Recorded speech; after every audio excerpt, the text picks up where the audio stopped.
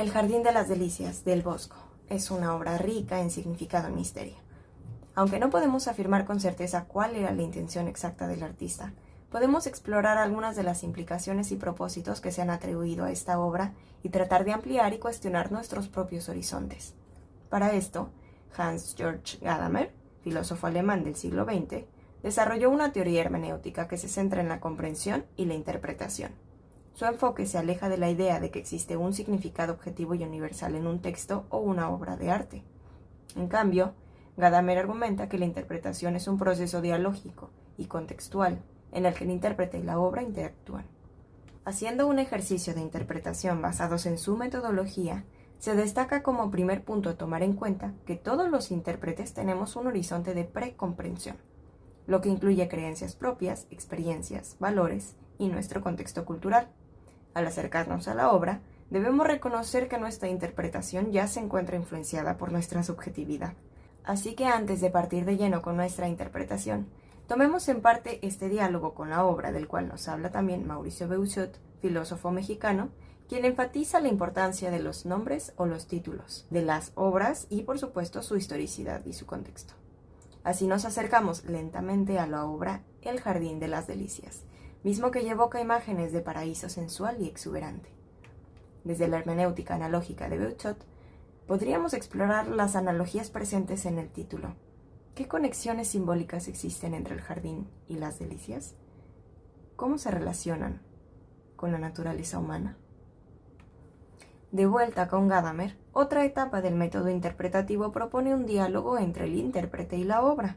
No se trata de descubrir un significado fijo, sino de participar en una conversación. Observando la obra, claramente predomina el surrealismo, el erotismo y el horror.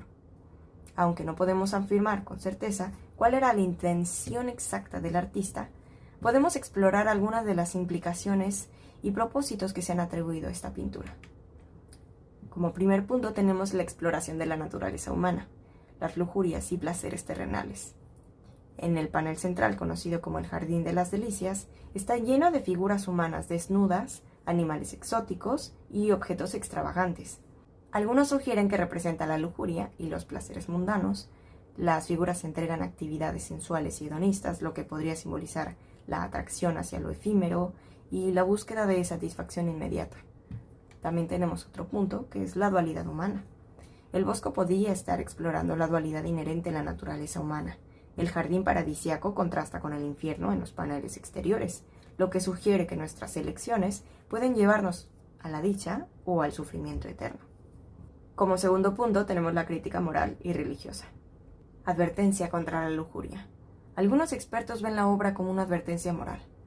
El Bosco vivió una época en la que la Iglesia católica condenaba la lujuria y la búsqueda desmedida del placer. El jardín podría representar la fugacidad de la felicidad terrenal y la necesidad de búsqueda y la redención. Corrupción y decadencia.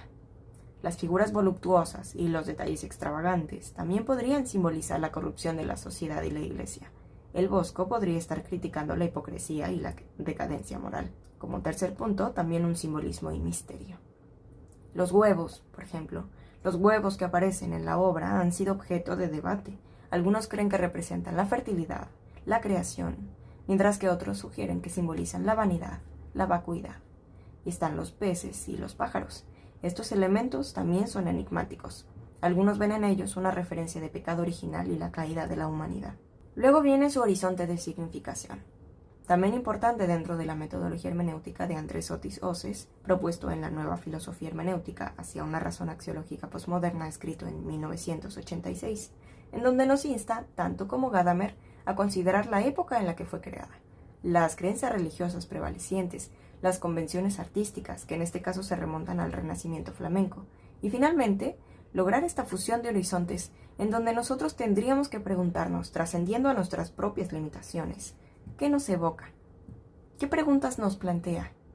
O más al estilo de Beuchot, ¿qué analogías personales podemos encontrar en nuestra propia experiencia al explorar, por ejemplo, la dualidad entre placer y responsabilidad presentes en las figuras pintadas en el cuadro? Sabemos que el Jardín de las Delicias, pintado por el enigmático artista flamenco El Bosco, ha dejado una profunda impresión en sus espectadores y ha tenido importantes repercusiones en la historia del arte. Entre ellas encontramos el impacto de los espectadores, que van desde la fascinación hasta la perturbación. Siendo la obra una mezcla de belleza y extrañeza, también incita a una reflexión sobre la naturaleza humana. Nos invita a cuestionar nuestra propia naturaleza y elecciones. ¿Somos atraídos por el placer efímero o buscamos la redención? La dualidad entre el paraíso y el infierno nos confronta con nuestras propias contradicciones. Y luego tenemos las repercusiones históricas, como su influencia en pintores contemporáneos y su innegable inspiración para movimientos artísticos posteriores, como lo fueron el expresionismo, quienes encontraron en su obra una motivación para explorar la angustia, la alienación y la condición humana, o el mismo surrealismo, cuyos representantes se sintieron atraídos por su mundo onírico y sus imágenes inquietantes.